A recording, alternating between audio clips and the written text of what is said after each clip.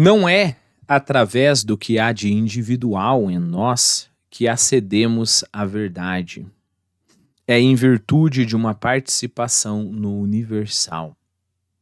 A esse universal, que é ao mesmo tempo verdadeiro e bom, não podemos honrar como verdadeiro, unir-nos intimamente a ele, discernir seus aspectos e receber sua poderosa influência, sem igualmente reconhecê-lo e servi-lo como bom. Ou seja, não é lhe dado o direito de conhecer a verdade se você não a vê como uma verdade. E se você a vê como uma verdade, você não a vê como uma verdade, você a vê como a verdade. E se você a vê como a verdade, é óbvio que você vai agir de acordo. Não tem como eu acreditar que uma verdade é apenas um sistema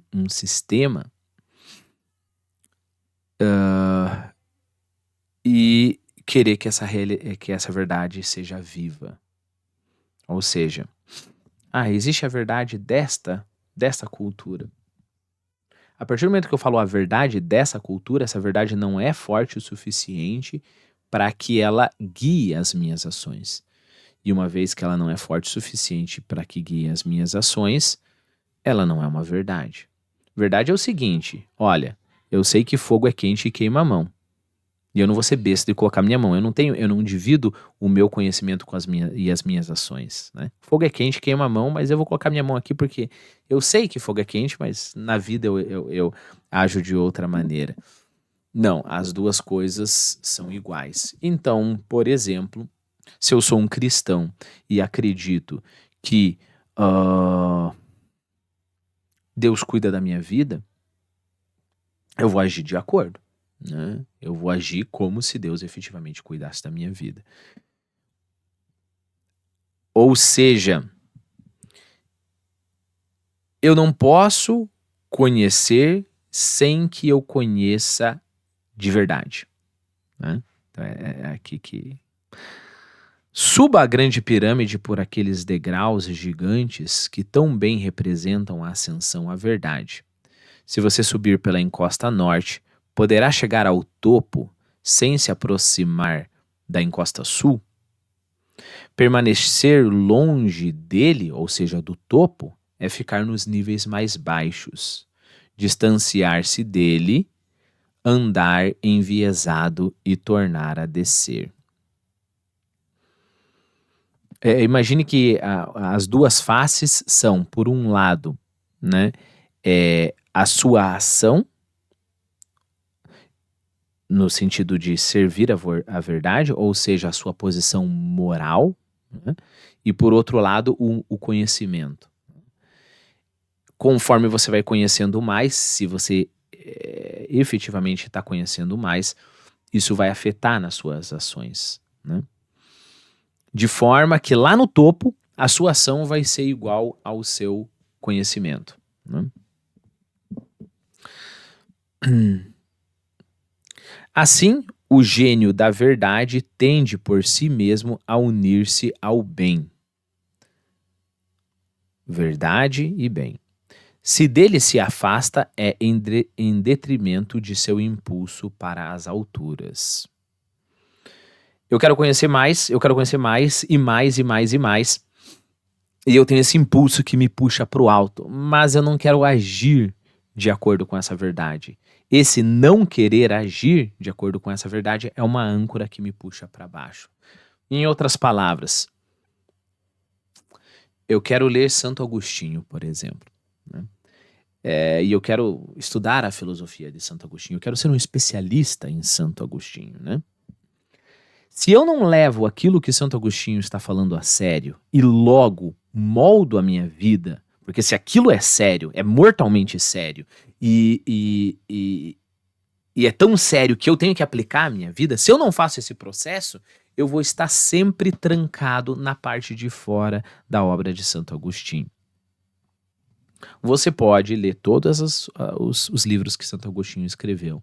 Você pode saber de decor todas as passagens. Você pode escrever 75 livros analisando Santo Agostinho. Se você não deixa que aquela verdade penetre em você a ponto de mudar as suas atitudes, ela sempre vai ser uma verdade de segunda importância. E sendo uma verdade de segunda importância, você nunca vai conseguir entender Santo Agostinho como você deveria entender. O fato de que você não quer agir vai ser uma âncora que vai puxar o teu conhecimento para baixo.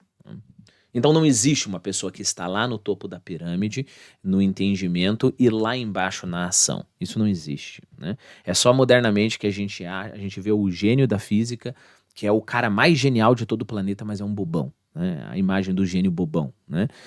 Bom, se ele é um gênio bobão, no campo prático ele não consegue perceber, pode ser manipulado, por exemplo, então ele já não é um gênio, né? Então ele é simplesmente um cara com muita habilidade em física, por exemplo, ou em matemática, né?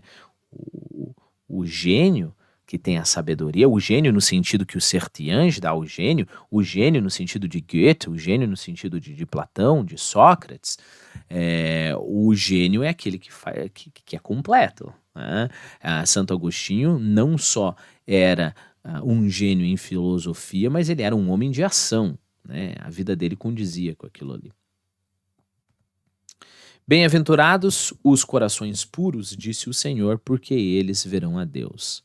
Guarda a pureza de consciência, disse Santo Tomás a seu estudante. Não deixeis de imitar a conduta dos santos e dos homens de bem. A obediência da alma, a fonte inefável, suas disposições filiais e amorosas abrem-na à invasão das iluminações e dos ardores e virtudes. Mais uma vez, por que você tem que guardar a pureza? Eu não estou interessado em ser puro, eu nem acredito que ser puro é bom. Né? Eu não estou interessado em ser pio, eu nem acredito que ser pio é bom. Né? Eu só quero o conhecimento. Aí o conselho é o seguinte: não deixes de imitar a conduta dos santos e dos homens de bem. A obediência da alma à fonte inefável, ou seja, a obediência da alma à fonte da sabedoria, que é exatamente a mesma fonte do bem, suas disposições filiais, ou seja, a alma que está disposta a agir em relação ao bem como um filho, né? Fala, papai, que eu te obedeço. E amorosas, não só te obedeço, mas te obedeço com alegria. Essa disposição, esse estado de espírito, abrem a própria alma à invasão das iluminações e dos ardores e virtudes. Porque eu tenho essa disposição de obediência, a minha alma vai ter mais capacidade de receber mais luz. E, logo, mais capacidade de ser virtuoso. Amada e realizada como vida, não como informação, não como conhecimento, amada e realizada como vida, a verdade revela-se como princípio. Vemos de acordo com o que somos. Eu não consigo ver a genialidade e a bondade de Santo Agostinho se eu não imitar essa genialidade e não imitar essa bondade e consiga ser pelo menos um pouco mais próximo ao que é Santo Agostinho. Amada e realizada como vida, a verdade revela-se como princípio. Vemos de acordo com o que somos. Participamos da verdade, não somos espectadores da verdade, participamos da verdade, participando do espírito pela qual ela existe. É interessante que, etimologicamente falando, a palavra understand, em inglês, que é entender, ela significa estar no meio de. Né? Under hoje em dia no inglês é embaixo de, mas antigamente era no meio de. Então stand é ficar, é estar, né? Por isso nós temos stare, por exemplo, no latim, estar, né? No português mais fácil.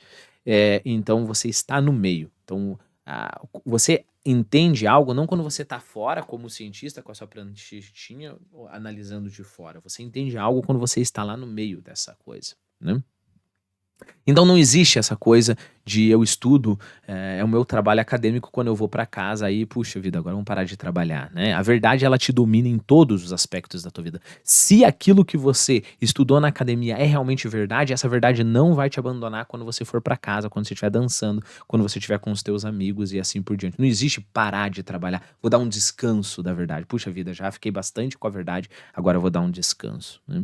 Não é à toa que os nossos acadêmicos têm essa tendência de tratar os assuntos filosóficos como se fosse mera brincadeirinha, né. Então o cara fala ali: "Ah, eu não acredito na existência, etc, etc", mas ele vai para casa e age como se existisse a existência, né. Eu não acredito, né, sei lá, eu não acredito em relação de poder, patrão e empregado, mas ele tem uma empregada em casa, né. Então, ou a verdade domina a tua vida inteira ou ela é uma brincadeira, então é melhor não dominar nada.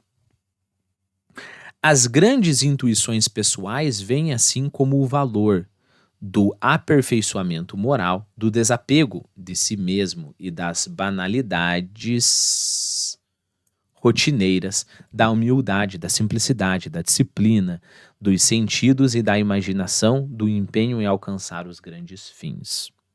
Aqui não se trata mais de provar sua habilidade, de fazer suas faculdades brilharem como se fosse uma joia.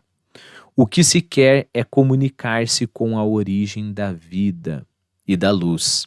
Esse centro é abordado em sua unidade, tal como ele é adorado e renunciamos ao que se lhe opõe para que sua glória nos inunde. Não se trata de ser bonzinho, não se trata de ser um jansenista, não se trata de bater no peito e falar sobre as tuas virtudes. Sabe o que que é a tua virtude? A tua virtude é só você não atrapalhando Deus, né? Por que que eu não vou, por exemplo, vamos pegar um dos defeitos ali, né? Eu me entregar aos prazeres carnais, né? Por que que eu não vou ficar bebendo todo dia, né? Usando, sei lá, drogas? Porque isso vai atrapalhar a minha inteligência e eu não vou conseguir ver a verdade como eu deveria ver, né? Então não é mérito. Não foi a minha abstinência que trouxe a verdade. Eu simplesmente não atrapalhei a verdade que naturalmente está ali, né?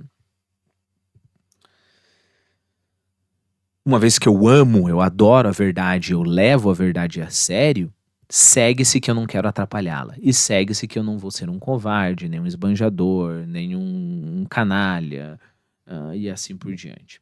Não será mais ou menos tudo isso que significa a expressão os grandes pensamentos vêm do coração? Ou seja, o grande pensamento você não consegue colocar numa máquina, o grande pensamento você não consegue transmitir através da informação, o grande pensamento, ele só é pensamento numa alma livre, numa alma apaixonada, numa alma que leva esse pensamento